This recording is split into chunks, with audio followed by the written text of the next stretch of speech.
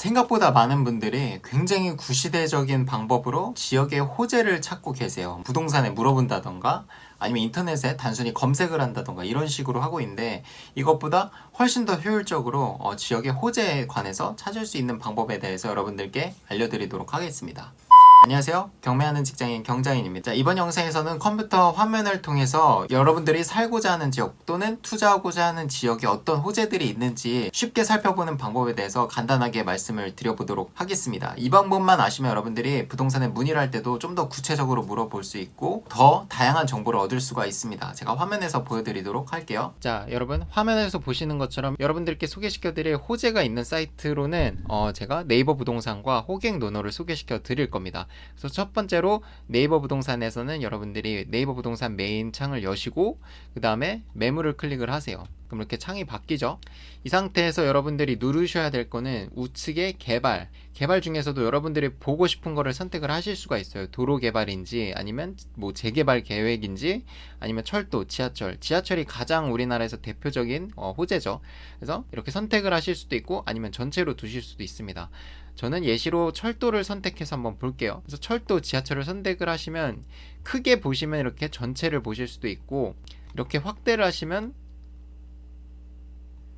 군데군데 이렇게 어떤 역이 지금 생길 예정인지도 나와 있습니다. 클릭을 하시면 이 사업 계획이라든지 언제 완공이 되고 뭐 어디까지 진행이 됐고 이런 정보들도 얻을 수가 있습니다.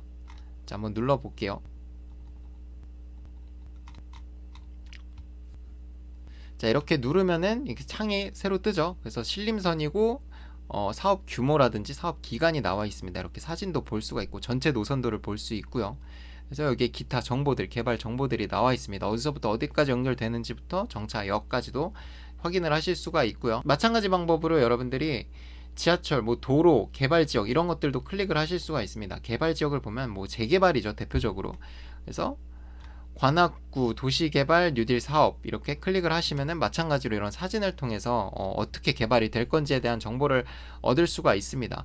여러분들이 사전에 이런 정보를 가지고 부동산에 가셔서 이거에 관해서 정확한 명칭을 대시고 어떻게 진행이 되고 있습니까? 라고 물어봐야지, 대뜸 가서 이 동네 뭐 호재 있나요? 이렇게 물어보면은 없는 호재도 만들어서, 그러니까 개발 계획이 서지도 않은 것들을 먼저 말을 할 수가 있거든요. 그래서 여러분들은 이런 식으로 인터넷을 통해서 이런 게 있구나라는 걸 인지한 뒤에 조사를 하시는 것을 추천드려요.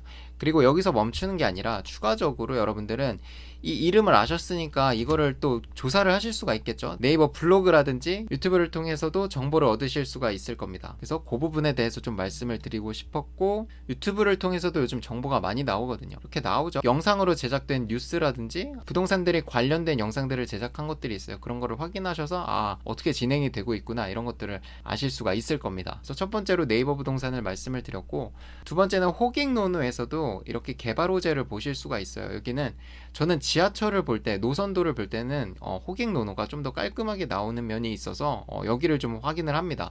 그리고 이웃 주민들, 여기에 이 근방에 살고 있는 분의 의견도 같이 볼 수가 있어서 좀 용이하더라고요. 그래서 예를 들어서 신도림역을 한번 살펴볼게요. 신도림역이 어떤 지하철이 새로 개통될 예정인지 보시면 GTX B노선이죠. 하지만 여기는 뭐 사람들이 의견을 단 건 없네요.